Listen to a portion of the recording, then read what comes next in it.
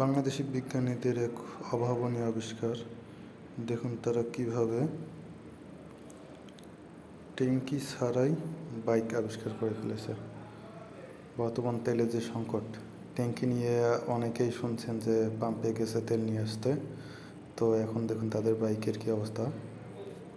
আমরা রাস্তা দিয়ে যাচ্ছিলাম, ঠিক এমন সময় দেখতে পাই যে একটি বাইক এরকম অবস্থায়।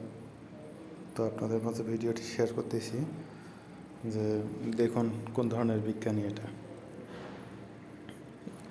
কিসের বোতল হতে পারে এটা।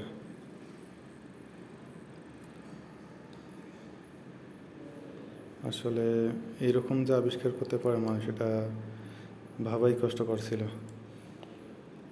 একটা বোতল দিয়ে,